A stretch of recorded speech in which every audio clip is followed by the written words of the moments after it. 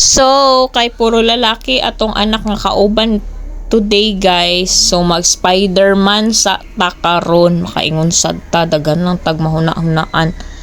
Kanang nangadto lang gud mi diri sa farm, sa farm, mini farm.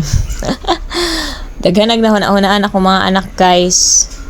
So mao to, naglupad ta diri guys, puslan man nga anak ta sa Mananggiti unsaon na lang. 'Di ba? So nisaka ta diri guys sa 9th floor. Para lang itali ning PC sa ilahang duyan-duyan guys, makaingon sad ta. Ang PC guys kay kinawat na ko ni kay Papa Alvin tong gigamit nila pagputol sa mga kahoy dito sa lote. Ug kasabaan ko ani pag uli niya for sure. Bahala ka dira basta kay nahigot ni ang mga dapat ihigot. Ma-achieve ang mga goals ako ang duha ka boys karon guys kay na board siguro sila sige tan-og TV. Motong nakauna-una sila adto na po diri sa gawas. So mag outdoor activity ta karon guys. So di pa man kayo kabalo mo saka si Kuya Calvin. So ako na lang sa So ana ang peg. So nisaka siya actually pero dira lang siya taman sa ikaduhang tikang. So motong ako na lang gyud ang nipadayon ani guys.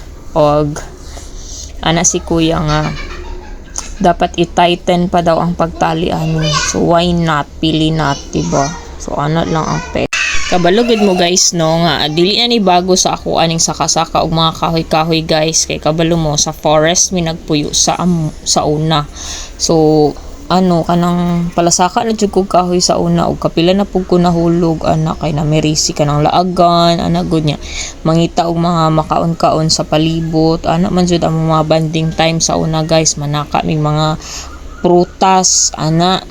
So kasagaran sa una na ginasaka nako na kahoy ma-remember nako kay punuan sa kakao, punuan sa mangga, santol, mga ingana guys. So karon mangga pud niya akong gisaka pero wala ni bunga. So kaluy-an na kanaog ta nga safe guys. So giputol na to ning tali kasaban jud ko ani. So ako na siya giputol para malak siyang maayo. Ako siyang gisunugan sa dulo. Nga naman dyan na guys. Natun-an ako ni siya nga technique sa akong papa guys. Kay maghimo na siya sanggot sa una, sa kuban. Talian dyan na niya. So na ay sunog-sunog nga peg. So ang ligid ra ni amo itaod guys. Nya gisaka pag yun na nakuha. Ligid ra man di ay itaod. Makaingon sad ta. So nag-use lang may og kanang old na nga ligid guys nga di na siya mapuslan sa mga sakyanan. So mapuslan na sa mga batan-on guys ilahan ng duyan-duyanan karon ana. So lig-on jud kay ni atong tali guys kay dagko man ni siya nga tali wa kabalon sa ni siya nga sukat basta dagko siya. Gimekos-mekos nga nako dirag higot kay excited na kayo ang Clyde makaingon sad ta. Pang outdoor activities mo gud ilang mga ganahan guys dili ni sila kanang indoor na mga bata guys di na sila ganahan magkulong sa kwarto which is good naman sa ilahang physical development kay ma-enjoy pud sila ma-connect sila with nature mo nang bahala na lang magsaka gyud ko guys ako na lang gyud nang paningkamutan na mahimuan na sila mga ing-ana kay para maka-help pud sa ilaha kanang mental and physical development. Ingana siya guys. O diba lingaw kaayo sila. Di ka bayran akong gisaka guys. Worth it akong gisaka guys. Kay ingana kaki.